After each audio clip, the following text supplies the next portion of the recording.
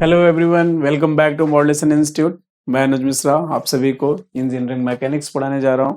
आज की क्लास में मैं सिलेबस ओवरव्यू डिस्कस करने वाला हूं, सिलेबस डिस्कशन करने वाले हैं। देखिए, यदि आप सिविल इंजीनियरिंग के स्टूडेंट हैं और एक अच्छे इंजीनियर बनना चाहते हैं तो आपकी इंजीनियरिंग मैकेनिक्स अच्छी होनी चाहिए। इंजीनियरिंग मैकेनिक्स अच्छी होनी चाहिए, ये आप अच्छे से जानना चाहते हो तो आपके जो सीनियर है उनसे आप बात करोगे कि ये जो सब्जेक्ट है, यदि ये सब्जेक्ट आपका अच्छे से आपको आता है तो आपके ढेर सारे सब्जेक्ट जो हैं आसानी से आपको समझ में आएंगे, जैसे कि स्ट्रेंथ ऑफ मटेरियल हुआ, डिज़ाइन, स्ट्रक्चर। तो ये सब्जेक्ट जो है ये बेस है हमारा, और ये सब्जेक्ट हमें सिर्फ पास होने के लिए नहीं पढ़ना है, एक अच्छा इंजीनियर बनने के लिए और हमारा एकेडमिक्स अच्छा हो तो उसके लिए हमें ये पढ़ना है। तो ऐसा नहीं कि अभी हमारा जो विंटर ब्रेक चल रहा है तो हम इसे नहीं पढ़ेंगे। मैं आपसे बोलूँगा आज से ही पढ़ना स्टार्ट कीजिए, क्योंकि ये जो आपके पास टाइम है ना, इस टाइम में जितना ज़्यादा आप स्टडी करेंगे ना और जितने बेहतर कॉन्सेप्ट आपके होंगे ना, आपका फ्यूचर उतना ज़्यादा ब्राइट होगा। तो चलिए आज की क्लास हम लोग स्टार्ट करते हैं। देखिए, इस सब्जेक्ट में हमारे पास टोटल 8 यूनिट दिखाई दे रहे हैं हम लोग, मतलब टोटल 8 यूनिट हमारे पास है। सबसे पहला जो यूनिट है वो क्या है, इंट्रोडक्शंस। तो इंट्रोडक्शंस में मैं आपसे बोलूं कि हमें क्या पढ़ना है, तो यहाँ पे हम देखने वाले हैं कि जो हमारा इंजीनियरिंग मैकेनिक्स है इसका क्या सिग्निफिकेंस है, क्या रिलेवेंस है, ये सब बातें करने वाले हैं। अप्लाइड मैकेनिक्स को हम डिफाइन करेंगे यहाँ पे, स्टैटिक्स क्या है, डायनेमिक्स क्या है, स्पेस, टाइम, मास, इन सब की बातें करेंगे। साथ ही साथ हम देखेंगे फ्लेक्सिबल बॉडी क्या होता है, रिजिड बॉडी क्या होता है, नॉन डिफॉर्मेबल बॉडी जो होता है उसे हम रिजिड बॉडी कहते हैं। तो डिटेल में हम पढ़ने वाले हैं यहाँ पे। और साथ ही साथ हम देखने वाले हैं स्केलर, वेक्टर, क्वांटिटी क्या है। एक्चुअली में ये फिजिक्स के टर्म है, फिजिक्स से ही मैकेनिक्स है। यदि आपका फिजिक्स पे अच्छा कमांड है ना तो आपकी मैकेनिक्स भी अच्छी होगी।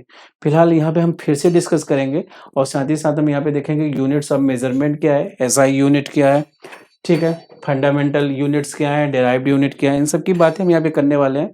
और स्केलर और वेक्टर क्वांटिटी क्या है, साथ ही साथ हम देखेंगे यूनिट्स ऑफ मेजरमेंट। ऐसा यूनिट्स ऑफ मेजरमेंट कई होते हैं, या फिर मेजरमेंट सिस्टम की बात करें तो एमकेएस होता है, एफपीएस होता है, सीजीएस होता है। तो यहाँ पे हम एसआई सिस्टम की बात करेंगे और साथ ही साथ हम देखेंगे फंडामेंटल यूनिट और डेराइव्ड यूनिट क्या है। नेक्स्ट यूनिट सेकंड जो हमारा है, यूनिट सेकंड में हम लोग फोर्स की बातें करने वाले हैं। फोर्स को सबसे पहले इसका सिग्निफिकेंस क्या है, कैरेक्टरिस्टिक्स क्या है, इसका इंट्रोडक्शन, इसको हम डिफाइन करेंगे। डिफाइन करने के बाद हम लोग देखने वाले हैं कि इसको वेक्टर से कैसे रिप्रेजेंट करेंगे, बोज नोटेशंस क्या है, इसका कैरेक्टरिस्टिक्स और इफेक्ट क्या है। और साथ ही साथ हम principle of transmissibility, principle of transmissibility बहुत ही इंटरेस्टिंग कॉन्सेप्ट है। इंटरेस्टिंग कॉन्सेप्ट से क्या लेना देना कि मान लीजिए कि हम कोई पतंग उड़ा रहे हैं, तो ये पतंग हम फर्स्ट फ्लोर से उड़ा रहे हैं और लेकिन हमें थोड़ी सी सेकंड फ्लोर या थर्ड फ्लोर पे जाना है, तो अपने भाई से बोलेंगे भाई थर्ड फ्लोर से थोड़ी सी पतंग पकड़ना। लेकिन उसे पतंग उड़ाना नहीं आता तो वो कहेंगे बिल्कुल डिस्टर्ब नहीं करो, बस पकड़ के रखो। तो चाहे यहाँ से आप पकड़ो चाहे यहाँ से पकड़ो, यदि लाइन ऑफ एक्शन डिस्टर्ब नहीं हो रहा है तो इक्विलिब्रियम में कुछ भी चेंजेस नहीं आएगा। ये कौन बोलता है, प्रिंसिपल ऑफ ट्रांसमिसिबिलिटी। तो ये जब सब्जेक्ट पढ़ेंगे तो हर एक जो कॉन्सेप्ट है ना, उन कॉन्सेप्ट को हम कोरिलेट करना चाहेंगे, या फिर एग्जाम्पल जो है हमारे आसपास जो प्रैक्टिकल चीजें दिखती है ना उनके एग्जाम्पल लेके हम चलेंगे, जिससे हमारा जो कॉन्सेप्ट है बहुत अच्छा हो और साथ ही साथ हम आसपास की जो साइंटिफिक चीजें हैं उनको हम समझेंगे, ठीक है। फिर हम देखेंगे रिजोल्यूशंस ऑफ फोर्स क्या है, आर्थोगोनल कंपोनेंट। जैसे आर्थोगोनल कंपोनेंट की बात करूं तो मैं जैसे मान लीजिए कि हमारे पास ये कोई फोर्स है एफ, और ये जो फोर्स एफ है ये थीटा एंगल पे है, तो इसे मैं दो कंपोनेंट में ब्रेक करूं तो ये क्या हो जाएगा, एफ कॉस थीटा। दूसरा कंपोनेंट जो होता है वो क्या हो जाएगा, एफ साइन थीटा। तो ये सब बातें भी हम यहाँ पे करने वाले हैं, देखने वाले हैं, समझने वाले हैं। कंपोजिशन ऑफ फोर्स का रिजल्टेंट क्या होगा, एनालिटिकल मेथड क्या होगा, और कंकरेंट क्या होते हैं, नॉन कंकरेंट, मतलब एक ही पॉइंट पे लगता है तो उसे कंकरेंट, डिफरेंट डिफरेंट पॉइंट पे लग रहा है तो नॉन कंकरेंट। को प्लेनर क्या है, नॉन को प्लेनर क्या है, ये सब बातें यहाँ पे होने वाले हैं। लामीज थ्योरम हम देखने वाले हैं, पैरेललोग्राम देखने वाले हैं। तो ये सब बातें हैं इस यूनिट में हम देखेंगे। उसके बाद हमारा जो थर्ड यूनिट है ना, थर्ड यूनिट बात करता है इक्विलिब्रियम और रिएक्शंस एंड मोमेंट्स की। इक्विलिब्रियम की बात करें ना तो हमारे पास स्टैटिक इक्विलिब्रियम से यूजफुल इक्विलिब्रियम इक्वेशंस जो होता है ना वो तीन होते हैं। Summation of F X equal to 0, इसका मतलब जो हमारा फोर्स है ना, हॉरिजॉन्टल डायरेक्शंस में जितने फोर्स हैं उन सभी का अलजेब्रिक सम जो होना चाहिए 0 होना चाहिए। दूसरा हमारे पास जो इक्वेशन होता है summation of F Y is equal to 0, मतलब जितने भी फोर्स हैं वर्टिकल डायरेक्शंस में उन सभी का अलजेब्रिक सम क्या होगा, 0 होगा। तीसरा जो है moment about any point should be 0। तो ये यहाँ पे देखने वाले टाइप्स ऑफ बीम, जैसे हम जिस घर में रह रहे हैं तो वहाँ पे जो छत टिकी हुई है, जो बिल्डिंग टिका हुआ है, बीम पे टिका हुआ है। बीम कई तरह के होते हैं, simply supported, cantilever, continuous, propped cantilever, fixed beam, overhanging beam. तो ये सब बातें देखने वाले हैं। साथ ही साथ हम देखने वाले हैं कि टाइप्स ऑफ सपोर्ट क्या है, टाइप्स ऑफ लोड क्या है, सपोर्ट जैसे रोलर सपोर्ट क्या होता है, हिंज सपोर्ट क्या होता है, फिक्स सपोर्ट क्या होता है। ये सब बातें यहाँ पे हम देखने वाले हैं और बहुत ही इंटरेस्टिंग है। साथ ही साथ लोड की बात करें तो यूनिफॉर्मली डिस्ट्रीब्यूटेड लोड क्या है, यूनिफॉर्मली वेरिंग लोड क्या है, पॉइंट लोड क्या है। तो ये सब यहाँ पे हम देखने वाले हैं, ढेर सारी बातें।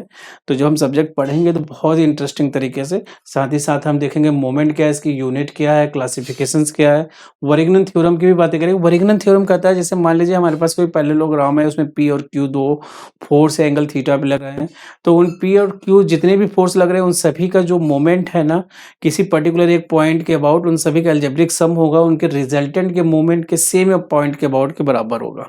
तो ये जो हम पढ़ेंगे ना तो बहुत इंटरेस्टिंग तरीके से यहाँ पे हम देखने वाले हैं। और साथ ही साथ हम देखेंगे एप्लीकेशंस ऑफ मोमेंट का क्या एप्लीकेशंस है, कपल्स इनके क्या एप्लीकेशंस हैं। तो ये सब हम यहाँ पे देखने वाले हैं, ठीक है।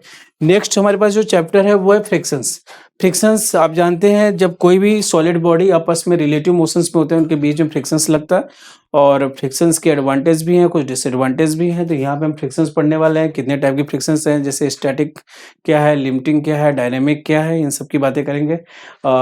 एंगल ऑफ फ्रिक्शंस क्या है, एंगल ऑफ रिपोज क्या है, इनके बीच में रिलेशंस क्या है। साथ ही साथ हम देखने वाले हैं प्लेन सरफेस के लिए, इंक्लाइन के लिए भी, लैडर के लिए भी देखने वाले हैं। जैसे मान लीजिए किसी दीवार से हमने लैडर लगा रखा है तो कितना फ्रिक्शंस होना चाहिए वो स्लाइड ना करे। तो ये सब बातें यहाँ पे हम देखने वाले हैं। नेक्स्ट यूनिट हमारे पास जो है वो सेंट्रॉयड है, या फिर आप कहेंगे सेंटर ऑफ ग्रेविटी। सेंट्रॉयड जो है वो क्या होता है कि 2D बॉडी के लिए है, सेंटर ऑफ ग्रेविटी जो है 3D बॉडी के लिए। जैसे हमारा 2D बॉडी की बात करें, स्क्वायर, रेक्टेंगल, ट्रायंगल, इन सब का सेंट्रॉयड देखने वाले हैं। यदि सेंटर ऑफ ग्रेविटी की बात करें तो सॉलिड्स जैसे क्यूब, क्यूबाइड, कोन, इन सब के देखने वाले हैं। और बहुत ही इंटरेस्टिंग टॉपिक है, और पढ़ने के साथ साथ हमें बहुत ज़्यादा इंटरेस्ट भी आएगा। जैसे होगा नहीं मैथमेटिक्स में, नहीं आप क्वेश्चन लगाते जाओ लेकिन आप बोर नहीं होते, सेम यहाँ पे भी होने वाला है। हाँ, नेक्स्ट है moment of inertia. Moment of inertia हम पढ़ने वाले हैं यहाँ पे। पैरेलल एक्सिस थ्योरम क्या है, परपेंडिकुलर एक्सिस थ्योरम क्या है, मोमेंट ऑफ इनर्शिया हम आई सेक्शंस के लिए निकालने वाले हैं, एल सेक्शंस के लिए। अच्छा, रेल की जो पटरियाँ होती हैं वो आई सेक्शंस की ही क्यों बनती हैं, क्योंकि आई सेक्शंस की जो स्ट्रेंथ होती है ज़्यादा होता है। सेक्शन मॉडुलस क्या है, ये सब बातें हम यहाँ पे देखने वाले हैं। जब आप ये सब्जेक्ट पढ़ेंगे ना तो आपको रियल में फील होगा कि हाँ हम इंजीनियरिंग कर रहे हैं, ठीक है। तो नेक्स्ट हमारे पास जो यूनिट है उसमें लॉज ऑफ मोशंस की बातें करने हैं। न्यूटन्स के लॉज ऑफ मोशन, न्यूटन का फर्स्ट लॉ क्या है, सेकंड लॉ क्या है, थर्ड लॉ क्या है, इनकी एप्लीकेशंस क्या है। तो इन सब की बातें यहाँ पे, साथ ही साथ न्यूमेरिकल प्रॉब्लम भी देखेंगे सेकंड लॉ ऑफ मोशंस पे, और थर्ड लॉ ऑफ मोशंस क्या है, और साथ ही साथ इम्पल्स फोर्स क्या है, कंजर्वेशन ऑफ मोमेंटम क्या है। तो ये सब बातें यहाँ पे हमारी होने वाली हैं, जो कि फिजिक्स में भी हमने देख रखा है, यहाँ पे फिर से अलग तरीके से हम देखने वाले हैं, ठीक है। लास्ट यूनिट हमारे पास जो है वो सिंपल लिफ्टिंग मशीन्स। आखिरी यूनिट में हम कुछ मशीन्स की बातें करने वाले हैं। कुछ मशीन्स आपने नाम सुना होगा, कुछ नहीं सुना होगा।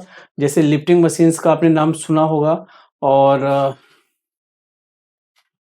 सिंपल एक्सेल्स सुना होगा आप। वार्म एंड डिफरेंशियल एक्सेल्स जो कार में यूज होता है, वार्म एंड वार्म व्हील, ये एक्चुअली में एक तरह का गियर होता है। और आपने पुल्ली ब्लॉक सुना होगा, और स्क्रू जैक, स्क्रू जैक से आप क्या करते हैं, उसे लिफ्ट करते हैं किसी भी कार वार को। तो ये सब बातें हैं, यहाँ पे ढेर सारी बातें हम करने वाले हैं कुछ मशीन्स की, जो कि हमारा लास्ट चैप्टर है। और इसी के साथ हमारा ये सब्जेक्ट कंप्लीट हो जाएगा, और हमें एक बेसिक्स में जो कॉन्फिडेंस डेवलप होगा ना वो बहुत ज़्यादा इंपॉर्टेंट होगा। तो वेट नहीं करना है, जल्दी जल्दी जुड़ना है, और हमें पढ़ना स्टार्ट करना है। विंटर वकेशंस नहीं मनाने हैं। देखो, अच्छे इंजीनियर बनने के लिए हमें लगातार पढ़ना होगा, और वो आज से ही स्टार्ट करना होगा। तो आज के क्लास के लिए इतना ही। Thank you.